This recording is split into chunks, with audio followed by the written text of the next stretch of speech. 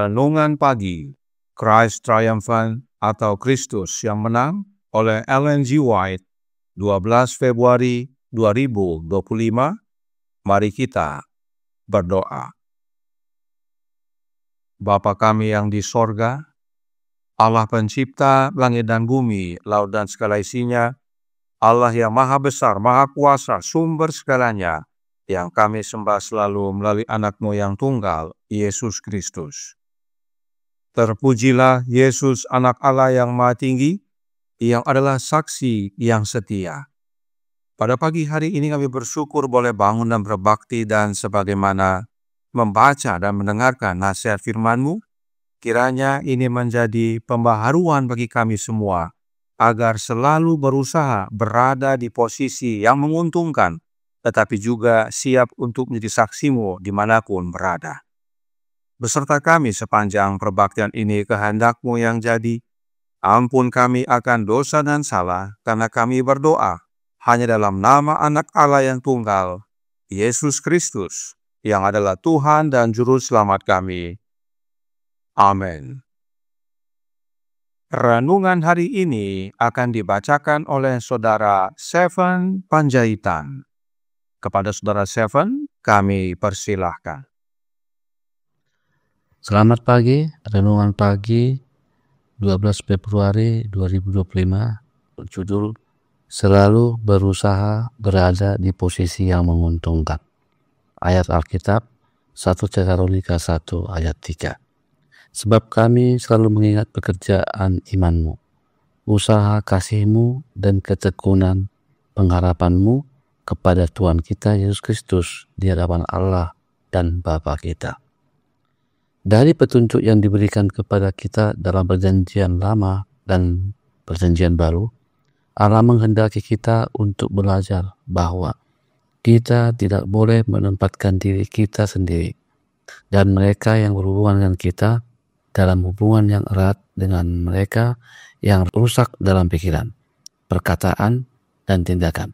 Jika pekerja dengan pengalaman terbatas ditempatkan dalam hubungan yang erat dengan golongan ini, ada bahaya bahwa mereka akan berubah menjadi serupa dengan gambar itu dengan memandang bahwa standar kekudusan dan kebenaran akan diturunkan.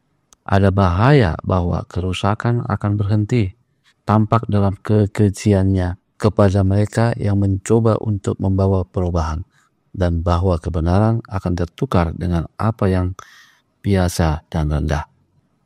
Perbedaan antara orang baik dan orang jahat tidak selalu disebabkan oleh kebaikan alamiah watak. Kebaikan adalah hasil dari kuasa ilahi yang mengubah sifat manusia. Dengan percaya kepada Kristus, umat yang telah jatuh, yang telah ditebusnya, dapat memperoleh iman yang bekerja melalui kasih dan memurnikan jiwa dari segala kekotoran. Maka sifat-sifat seperti Kristus pun muncul, karena dengan memandang Kristus, orang-orang diubahkan menjadi serupa dengan gambarnya. Orang-orang yang dipaksa oleh keadaan yang tidak dapat mereka kendalikan untuk berada di tempat kejahatan yang dalam dan nyata ada di sekeliling mereka, boleh mengingat bahwa Allah dan para malaikat menyertai mereka. Satu-satunya keselamatan mereka adalah terus memandang kepada Yesus, Sang Pencipta dan Penyempurna iman mereka. Ayah, ibu, saudara laki-laki, dan saudara perempuan, mereka mungkin berada di pihak musuh, tetapi mereka memiliki jaminan bahwa mereka dijaga oleh Tuhan. Mungkin mereka harus mengorbankan nyawa mereka untuk membela kebenaran, tetapi mereka akan diselamatkan ketika orang jahat dibinasakan. Ia, dalam kurung Henok, tidak tinggal bersama orang-orang jahat. Ia tidak menetap di Sodom dengan maksud menyelamatkan Sodom. Ia menempatkan dirinya dan keluarganya di tempat yang suasananya semurni mungkin. Kemudian, kadang-kadang ia pergi kepada penduduk dunia dengan membawa pesan yang diberikan Allah kepadanya. Setiap kunjungan yang dilakukannya ke dunia itu menyakitkan baginya. Ia melihat dalam memahami sesuatu tentang kusta dosa. Setelah menyampaikan pesannya, ia selalu membawa kembali ke tempat peristirahatannya beberapa orang yang telah menerima peringatan. Beberapa dari mereka menjadi pemenang dan meninggal sebelum air bah datang. Namun beberapa orang telah hidup begitu lama dalam pengaruh dosa yang merusak sehingga mereka tidak dapat mempertahankan kebenaran. Mereka tidak mempertahankan kemurnian iman mereka, tetapi kembali kepada adat istiadat dan praktik mereka sebelumnya. Dikutip dari manuskrip 42 tahun 1900. Demikian bacaan renungan pagi kita. Tuhan Yesus memberkati. Terima kasih atas penata layanan Saudara Seven. Tuhan Yesus memberkati. Selamat pagi saudaraku dalam Tuhan.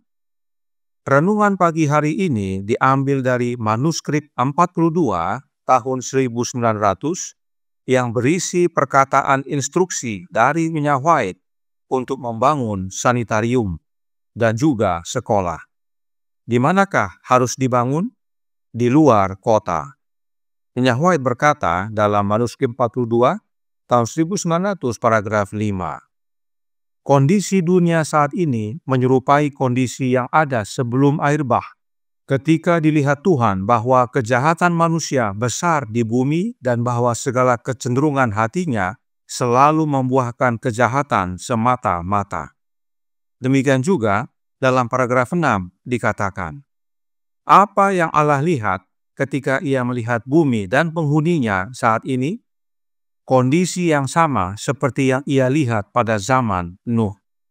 Itu sebabnya dalam paragraf 7 yang dikutip dalam renungan pagi hari ini, halaman 49 paragraf 2 dikatakan, dari petunjuk yang diberikan kepada kita dalam perjanjian lama dan perjanjian baru, Allah menghendaki kita untuk belajar bahwa kita tidak boleh menempatkan diri kita sendiri dan mereka yang berhubungan dengan kita dalam hubungan yang erat dengan mereka yang rusak dalam pikiran, perkataan, dan tindakan.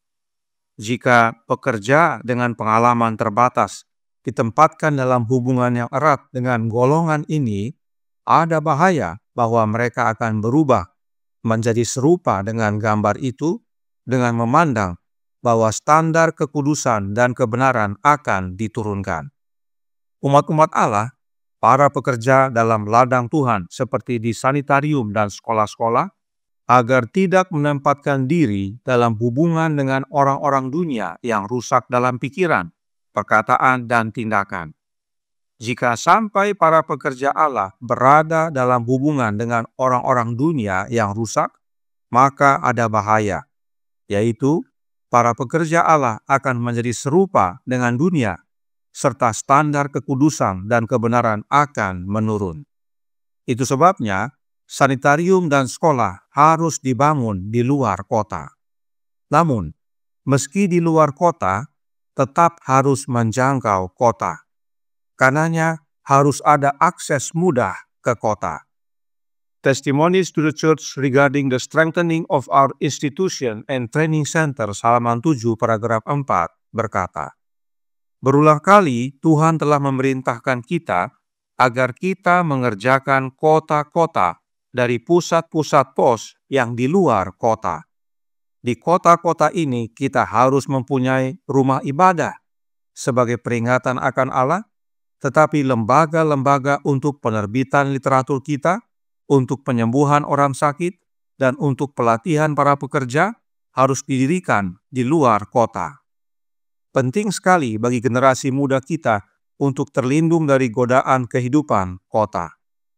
Jadi, meskipun tinggal di luar kota, memiliki rumah sakit dan sekolah di luar kota, namun kita harus menjangkau jiwa-jiwa yang di kota.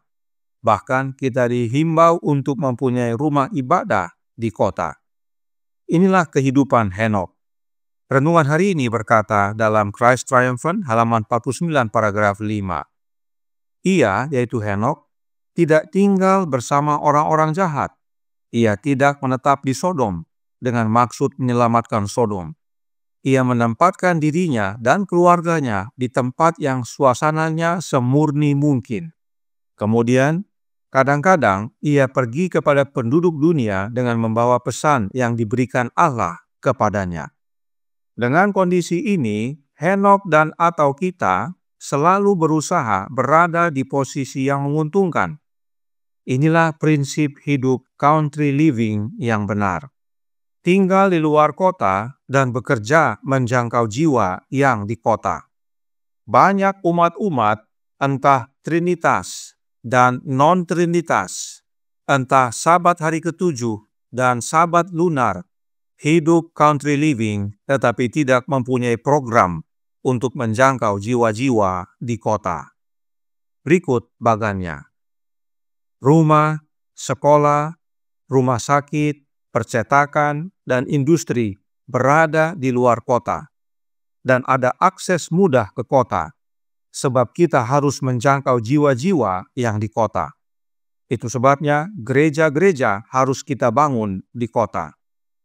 Jadi, seharusnya pola hidup country living bukan urusan diri sendiri atau urus diri masing-masing, tetapi suatu pekerjaan besar jemaat atau organisasi agar umat-umat Allah semakin bertumbuh dalam keserupaan dengan Yesus dan bersiap untuk sambut kedatangannya, dan melatih orang-orang muda serta orang tua agar menjadi saksi Allah untuk kabarkan pekabaran 3 malaikat, menjangkau jiwa-jiwa di kota. Inilah pelajaran dari pola hidup Henokh, agar kita selalu berada pada posisi yang menguntungkan. Semua pihak, baik institusi maupun anggota, saling menopang, saling memperhatikan. Tetapi ingat, bukan untuk membuat koloni. Jika sudah semakin besar, harus pindah ke tempat lain dan bangun pola yang sama, agar pekabaran kebenaran semakin meluas. Karenanya banyak berdoa, sebab pola hidup seperti ini bukan karena dorongan perasaan atau ikut-ikutan orang, tetapi harus berdasarkan pimpinan Allah dalam kehidupan kita. Country Living halaman 3 paragraf 4 berkata, setiap orang atau keluarga hendaknya mempelajari instruksi tersebut, memikirkan dan mendoakannya, mengidentifikasi dan mengevaluasi pilihan-pilihan yang ada, dan meminta Allah untuk membuat jelas pimpinannya. Kiranya pekabaran ini menjadi pembaharuan bagi kita semua, agar kita hidup seperti Henokh, selalu mengambil tempat yang menguntungkan, agar kita dapat menjangkau jiwa-jiwa yang di kota atau di tempat yang tidak menguntungkan. Tuhan memberkati, saya bawa dalam nama Yesus. Amin. Mari kita berdoa.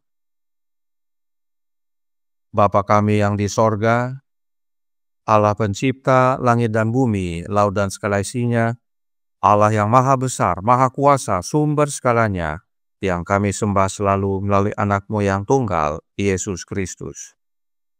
Terima kasih atas nasihat yang penting bagi kami, untuk hidup seperti Henokh, hidup di tempat yang jauh dari pengaruh dunia, hidup di tempat yang semurni mungkin, namun bukan untuk menjadi hermit atau pertapa, tetapi agar dia dapat menjadi saksi-Mu yang penuh kuasa, dan menjangkau jiwa-jiwa yang di kota.